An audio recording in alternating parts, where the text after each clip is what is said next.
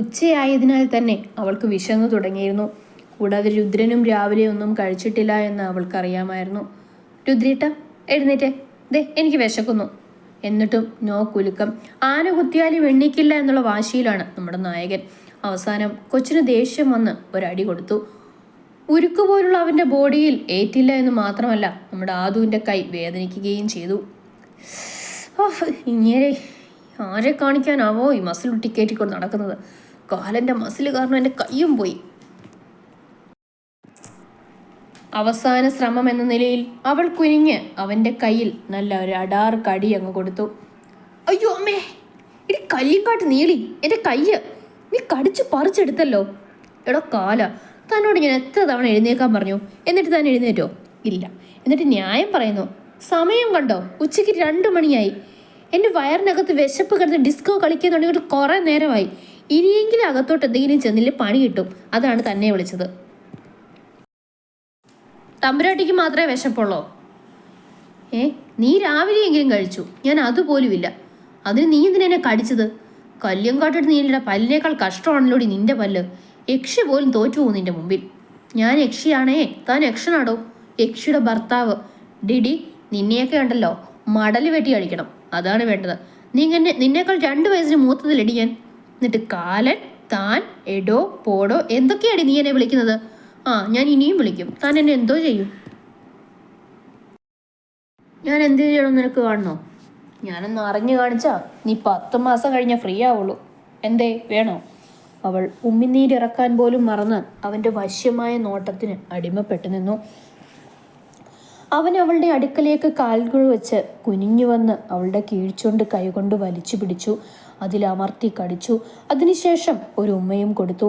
അവൾ ഒന്നും മിണ്ടാനാവാതെ അവൻ്റെ സാമീപ്യം ആസ്വദിച്ച് അങ്ങനെ ഇരുന്നു. ഇനി രുദ്രേട്ടനെന്നല്ലാതെ വേറെ വല്ലോ എന്നെ വിളിച്ച ഇതായിരിക്കും നിന്റെ ശിക്ഷ. ഇനി നീ എന്നെ എത്ര തവണ വിളിക്കുന്നു ആ സ്പോട്ടിൽ ഞാൻ എനിക്ക് ഉമ്മ തന്നുകൊണ്ടേയിരിക്കും. എന്തേ, ഇനി എന്നെ വിളിക്കുവോ? ആധു അവനെ തന്നെ നോക്കിയിരുന്നു. ഇനി വിളിക്കലൊക്കെ. സോറി രുദ്രേട്ടാ. അങ്ങനെയാണെങ്കിൽ നിനക്ക് കൊള്ളാം. ഓ. രുദ്രൻ അവളെ കണ്ണിറുക്കി കാണിച്ചു. ആധുവിൻ്റെ ചുണ്ടിൽ ഒരു പുഞ്ചിരി വിരിഞ്ഞു. പെട്ടെന്നാണ് അവിടെ ഡോർബെൽ മുഴങ്ങി കേട്ടത്. രുദ്രൻ ഒന്നുകൂടി ആധുവിൻ്റെ ചുണ്ടിൽ അമർത്തി ഉമ്മ വെച്ച് താഴേക്ക് പോയി. അവൻ ഡോറ് തുറന്നപ്പോൾ കണ്ടത് മുൻപിൽ നിൽക്കുന്ന അച്ഛനെയും അമ്മയെയാണ്. അച്ഛനും അമ്മയും വന്നോ? അവൻ 32 പല്ലും കാണിച്ച് ഇളിച്ചുകൊണ്ട് ചോദിച്ചു. അതെന്താടാ, വരണ്ടായിരുന്നോ? വന്നത് ഇഷ്ടമായില്ലേ? ഒന്നുമില്ലച്ച. അമ്മ അവനെ നോക്കിയൊന്ന് ആക്കി ചിരിച്ചുകൊണ്ട് അകത്തേക്ക് കയറിപ്പോയി. അവൻ അമ്മ ചിരിച്ചത് എന്തിനാണെന്ന് മനസ്സിലാവാതെ അമ്മ പോയ വഴിയെ നോക്കി നിന്നു. അച്ഛനും അവനെ നോക്കിയൊന്ന് ചിരിച്ചു. അവൻ പൊട്ടനാട്ടം കാണുന്നത് പോലെ 2 പേരെയും നോക്കി നിന്നു. ഈ ചിരിയിൽ എന്തോ അവലക്ഷണം ഉണ്ടല്ലോ. മോനെ, ഇനി നീ മുറിയിൽ നിന്ന് ഇറങ്ങി വരുമ്പോൾ സൂക്ഷിക്കുന്നത് നല്ലതായിരിക്കും. ഒന്ന് കണ്ണാടിയിലൊക്കെ നോക്കിയിട്ട് ഇറങ്ങി വന്നാൽ മതി കേട്ടോ. അതെന്താ അച്ഛാ? എടാ, നിന്റെ നെഞ്ചിൽ അവളുടെ സിന്ദൂരോ നിന്റെ കഴുത്തിൽ അവളുടെ കൺമഷി. അവനാകെ വിളറി വെളുത്തു. നേരത്തെ അവൾ വീണപ്പോൾ താങ്ങിപ്പിടിച്ചതിൻ്റെ ആവാമെന്ന് അവൻ ഓർത്തു. അപ്പോൾ അവളുടെ തല അവൻ്റെ കഴുത്തിലും നെഞ്ചിലും തട്ടിയിരുന്നു. അവൻ അച്ഛനെ നോക്കിയൊന്ന് വിളിച്ചുകൊണ്ട് അവിടുന്ന് നൈസായിട്ട് എസ്കേപ്പായി. നേരെ ചെന്ന് പെട്ടത് ആധുവിൻ്റെ മുമ്പിൽ. എടോ കാല, സോറി രുദ്രേട്ട, ആരാ വന്നേ? ഞാൻ പറഞ്ഞെന്നെ കാലാന്ന് വിളിക്കരുതെന്ന്. അത് ഞാൻ തിരുത്തി വിളിച്ചല്ലോ. എന്തായാലും മോള് നേരത്തെ പറഞ്ഞതിന് ശിക്ഷ മേടിച്ചേ പറ്റൂ. അവൻ അവളുടെ കണ്ണുകളിലേക്ക് നോക്കി അടുത്തുകൊണ്ട് പറഞ്ഞു. വേണ്ട രുദ്രേട്ട. വിക്കി അവൾ പറഞ്ഞു. അവൻ അവളുടെ അടുക്കലേക്ക് വന്ന് അവളുടെ കണ്ണിലേക്ക് നോട്ടം പായിച്ചു. അവളുടെ കവിളിലെ നുണക്കുഴിയിൽ അമർത്തി കടിച്ചുകൊണ്ട് നുണഞ്ഞു. അവളിൽ നിന്നും ഒരു ശബ്ദം പുറപ്പെട്ടു. അവളുടെ കൈകൾ ബെഡ്ഷീറ്റിൽ മുറുകി. അവൻ അവളെ വിട്ടുമാറി. ഇടി യക്ഷി! അവൻ അവളെ തട്ടി വിളിച്ചു. അപ്പോഴും അവൻ്റെ ചുംബന ലഹരിയിൽ മതിമറന്നിരിക്കുകയായിരുന്നു അവൾ.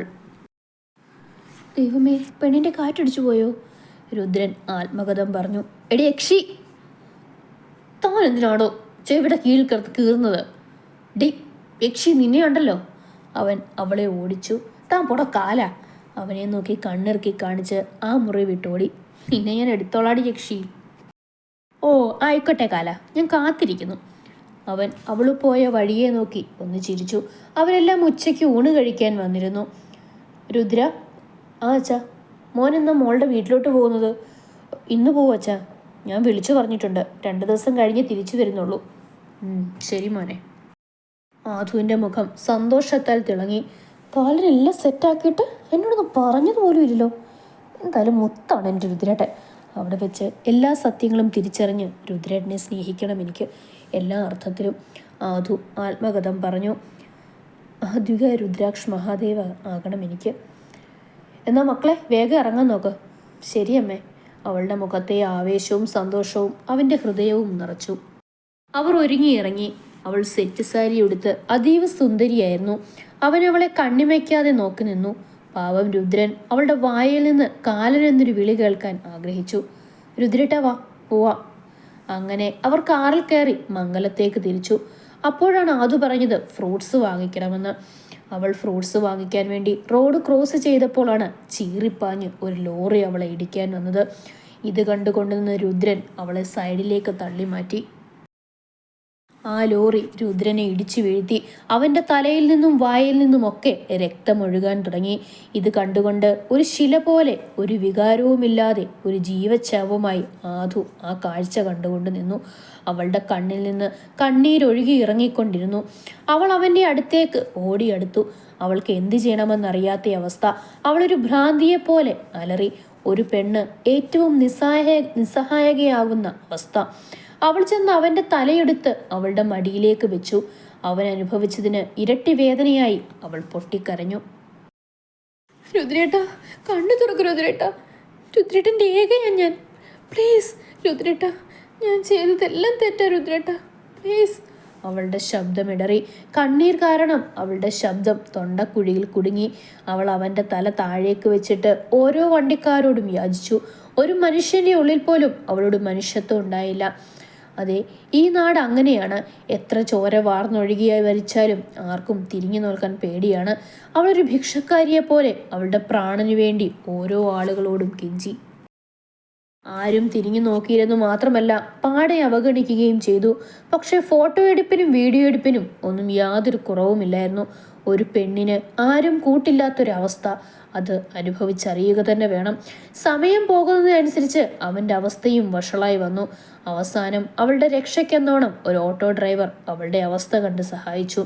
അല്ലെങ്കിലും ആരും തുണയില്ലാത്തവന് ദൈവം തുണയാവുമെന്നാണല്ലോ. രുദ്രനെ അതിനകത്തേക്ക് കയറ്റി.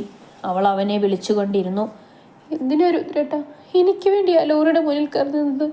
സ്നേഹിച്ചതെല്ലാം നഷ്ടപ്പെട്ടിട്ടേ ഉള്ളൂ എനിക്ക്. ഇപ്പോതാ രുദ്രേട്ടനെ, പ്ലീസ് രുദ്രേട്ടാ കണ്ണു തുറക്ക്. അവൾ ആവതും ഇടറാതെ ഇരിക്കാൻ ശ്രമിച്ചു. പക്ഷേ അവൾക്ക് പറ്റിയില്ല. അവൾ പൊട്ടിക്കരഞ്ഞുപോയി. അവളുടെ കണ്ണുനീർ അവൻ്റെ മുഖത്തെ നനച്ചു. അവളുടെ കണ്ണീർ അറിഞ്ഞിട്ടെന്നോണം അവൻ്റെ കണ്ണുകൾ പതിയെ ചിമ്മി തുറന്നു. ഒരിക്കലും അവളെ വിട്ടുപോവാൻ ആഗ്രഹിക്കാത്തവണ്ണം അവളുടെ കൈകളിൽ മുറുകി പിടിച്ചു. ഒരു നിമിഷം ഈ വിധി തന്ന ദൈവത്തോട് അവന് ദേഷ്യം തോന്നി. അല്ലെങ്കിലും ജീവിതം അങ്ങനെയാണ്. നമ്മൾ വിചാരിക്കുന്നത് ഒന്ന്, നടക്കുന്നത് വേറെ ഒന്ന്. അതിൻ്റെ പേരാണ് വിധി. അവൻ മൗനമായി ദൈവത്തോട് അപേക്ഷിച്ചു, തൻ്റെ ജീവനെ തിരിഞ്ഞു നൽകാൻ. ആ പ്രണയത്തിന് മുന്നിൽ ദൈവം കീഴടങ്ങുമോ? അറിയില്ല. ചിലപ്പോൾ എല്ലാം അവൻ്റെ ആഗ്രഹമായി കെട്ടടങ്ങുമോ? അതും അറിയില്ല. ആ പ്രണയം അത്രയ്ക്കും ദൃഢമായതായിരുന്നു. ആത്മാവിൽ അലിഞ്ഞു ചേർന്ന പ്രണയം. ആ വേദനയിലും അവൻ പുഞ്ചിരിച്ച് അവളുടെ കണ്ണ് നിറയാതെ ഇരിക്കാനായി. അത് അവളിലൊരു പുതുപ്രതീക്ഷ ജനിപ്പിച്ചു. അവളും അവനെ നോക്കിയൊന്ന് ചിരിക്കാൻ ശ്രമിച്ചു. ഈ എല്ലാം നഷ്ടപ്പെട്ടവളുടെ ചിരി. കുറച്ചു സമയത്തിന് ശേഷം ഹോസ്പിറ്റലിലെത്തി സ്ട്രെച്ചറിൽ കടത്തി. ഞാൻ നിനക്കിനി ശല്യമായി വരത്തില്ലടി. സന്തോഷത്തോടെ ജീവിക്കണം. എനിക്ക് പോകാനുള്ള സമയമായി. എന്നെ വെറുക്കരുത്. എനിക്ക് ഒരുപാട് ആഗ്രഹങ്ങളുണ്ടായിരുന്നു. നിന്നെ ഇങ്ങനെ മാറോട് ചേർത്ത് കിടത്തണമെന്ന്. ഇനിയത് പറ്റില്ല.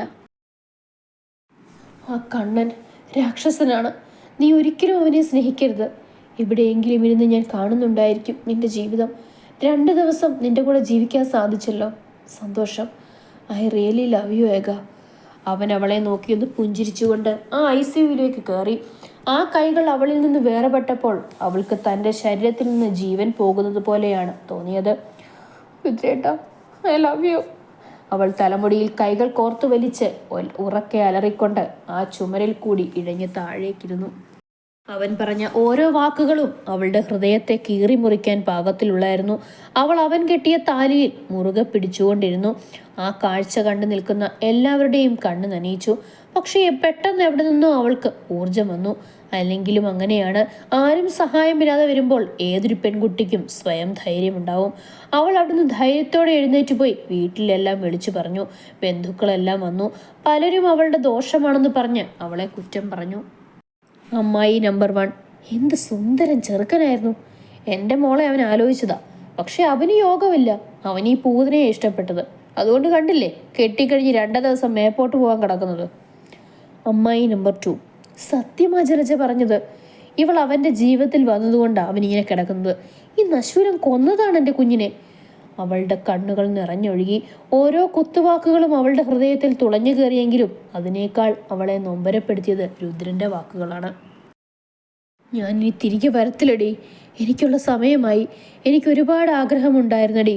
നിന്നെ ഇങ്ങനെ മറോട് ചേർത്ത് കിടക്കണം, നെറുകയിൽ ഉമ്മ വെക്കണം, കൊതി തൂരുവോളം നിലാവിനെ സാക്ഷിയാക്കി ഒരുപാട് കഥകൾ പറയണം എന്നൊക്കെ ബാക്കി ഓർക്കാൻ ആഗ്രഹിക്കാത്തോണം അവൾ ചെവി കൊട്ടിയടിച്ചു. കണ്ണുകൾ ഇറുകി പൂട്ടി. അവളുടെ കണ്ണിൽ നിന്ന് ഒരു കതുള്ളി കണ്ണുനീർ പോലും ഒഴുകിയില്ല. അതിനുപോലും കഴിയാത്തൊരവസ്ഥയിലായിരുന്നു അവൾ. അതിനേക്കാൾ ശരി അവളിൽ ഒരു തുള്ളി പോലും അവശേഷിക്കുന്നില്ല എന്ന് പറയുന്നതായിരിക്കും. പെട്ടെന്നാണ് അവൾ പൊട്ടിത്തെറിച്ചത്. രുദ്രന്റെ അമ്മയും അച്ഛനും അവളുടെ അച്ഛനും അമ്മയും ഞെട്ടി അവിടേക്ക് നോക്കി. അവർ എല്ലാവരും പേടിച്ചു നോയി. അവർ നോക്കിയപ്പോൾ കണ്ട കാഴ്ച അവിടെ ഇരുന്ന് ജലജമ്മയുടെ ഫോൺ താഴെ വീണ് തവിട് പൊടിയായി കിടക്കുന്നതാണ്. കൂടാതെ ആ കുപ്പിച്ചില്ലുകൊണ്ട് അവളുടെ വിരലിൽ നിന്ന് ചോര വരുന്നുണ്ട്. കണ്ണെല്ലാം ചുമന്നു കലങ്ങി ഒരു ഭ്രാന്തിയെപ്പോലെ നിൽക്കുന്ന ആധു. ആ കാഴ്ച കണ്ടുകൊണ്ട് നിന്ന് എല്ലാവരിലും ഒരു ഭയം നിറയാൻ തുടങ്ങി. ഇനി അവളെ കൂടി നഷ്ടപ്പെടുമോ എന്ന്. എന്താ മോളെ, എന്തു പറ്റി?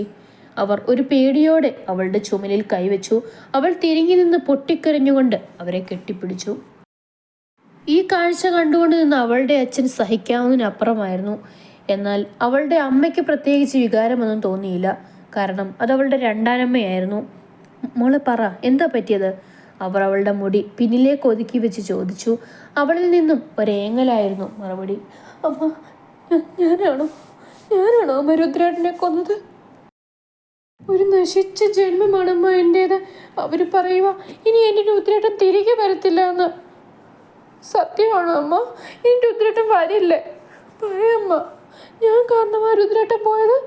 എങ്കിൽ ഞാൻ എങ്ങോട്ടെങ്കിലും പൊക്കോളാം. ഒരു ശല്യമാവാതെ, ആർക്കും ഒരു ശല്യമാവാതെ. വയ്യമ്മ, എനിക്ക് ജനിച്ചപ്പോഴേ സ്വന്തം അമ്മയെ കൊന്നവളാണ് ഞാൻ. രുദ്രേട്ടൻ ഒരിക്കലും ചേരില്ല അമ്മ. ഇത് കേട്ടപ്പോൾ രുദ്രന്റെ അച്ഛന് അയാളുടെ പെങ്ങൾ ജലജയെ കൊല്ലാനാണ് തോന്നിയത്. അയാൾ നോക്കിയതും അവർ മുഖം കുനിച്ച് മിണ്ടാതെ ഒരിടത്ത് മാറി നിന്നു. അവനൊന്നും വരത്തില്ല മോളെ, അവൻ തിരിച്ചു വരും. അവൻ്റെ ഏകയ്ക്ക് വേണ്ടി ഈ അമ്മയ്ക്ക് വിശ്വാസമുണ്ട്. അവളിൽ വല്ലാത്തൊരു ഭയമുണ്ടായി.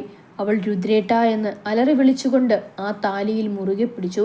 അപ്പോഴാണ് ഒരുപിടി ഡോക്ടേഴ്സ് ICUവിലേക്ക് ധൃതിപ്പെട്ട് കയറിപ്പോയത്. ആ കാഴ്ച കണ്ട് ആധുവിന് തൻ്റെ ഹൃദയം നിലയ്ക്കുന്നത് പോലെ തോന്നി. അവൾ ICUവിനകത്തേക്ക് നോക്കിയപ്പോൾ കണ്ടു ഒരിറ്റി ജീവന് വേണ്ടി പിടയുന്ന തൻ്റെ പ്രാണനെ. നേഴ്സുമാർ വന്ന് ICUവിൻ്റെ കർട്ടൻ മറച്ചിട്ടു.